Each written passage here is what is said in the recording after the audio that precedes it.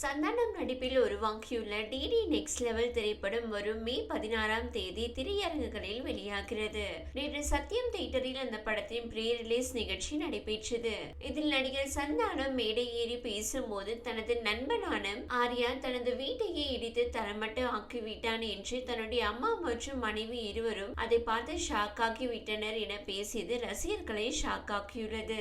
நண்பன்டா என ஆன் ஸ்கிரீனுக்கு மட்டும் சொல்லாமல் ரியல் நண்பனாக வலம் வரும் ஆர்யா சந்தானத்தை வைத்து இந்த டெவில்ஸ் டபுள் நெக்ஸ்ட் லெவல் படத்தை தயாரித்துள்ளார் என்பது குறிப்பிடத்தக்கது. லொல்லு சபா இயக்குனர் ராம்பாலா இயக்கத்தில் சந்தானம் நடித்த தில்லுக்கு துட்டு 1 மற்றும் பாகம் 2 ஆகிய படங்கள் மிகப்பெரிய வெற்றி பெற்றன.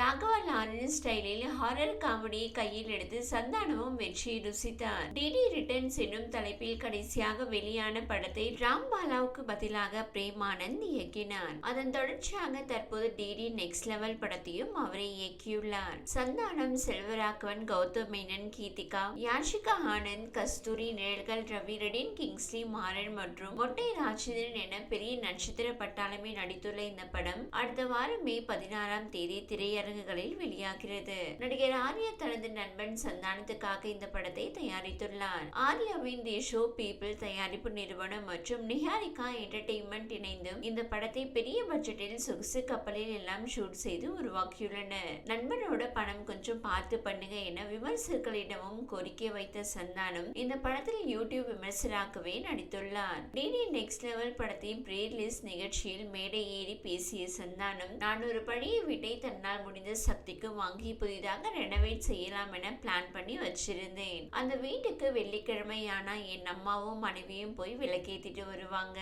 ஒரு நாள் லாரியாவை என்னோட அந்த வீட்டுக்கு கூட்டிட்டு போனேன். அவன் உடனே வீட்டை பார்த்துவிட்டு, என்ன மச்சான் வீடு உன் டேஸ்டுக்கு நல்லாவே இல்லை, இதை இடிச்சுட்டு புதுசா கட்டிடலாம்னு சொன்னான். அதெல்லாம் வேணாப்பா ராசா, அதுக்கெல்லாம் நிறைய செலவாகும், இதையே பெயிண்ட் அடிச்சு யூஸ் பண்ணிக்கிறேன்னு சொன்னேன். ஆனால் அவன் கேட்கவே இல்ல. ஒரு ஃப்ரெண்டுக்கு போன் போட்டு வீட்டை இடிச்சு தரமட்டமாக்கிட்டான். இது எங்க வீட்டுல சொல்லல. அடுத்த வாரம் வெள்ளிக்கிழமை என் அம்மாவும் மனைவியும் விளக்கேத்த போனப்ப எங்க வீடுன்னு தேட ஆரம்பிச்சுட்டாங்க. அப்புறம் அவங்களுக்கு நான் சொல்லி புரிய வச்சேன். இதையே நான் உங்களுக்கு சொல்றேன்னா அந்த அளவுக்கு நாங்க ஃப்ரெண்ட்ஸ்னு சந்தானம் பேசினார். சிறப்பு விருந்தினராக வந்த சிம்புவும் சந்தானத்தை பாராட்டி விட்டு STR 49 படத்தில் மீண்டும் இணைவது ரொம்ப ஹாப்பி என்றார். இந்த வீடியோ உங்களுக்கு பிடித்திருந்தால் லைக் செய்யுங்க. மேலும் இதுபோல் வீடியோ தொடர்ந்து பார்க்க நம்ம ஒரு சேனலை சப்ஸ்கிரைப் மற்றும் ஃபாலோ செய்யுங்க.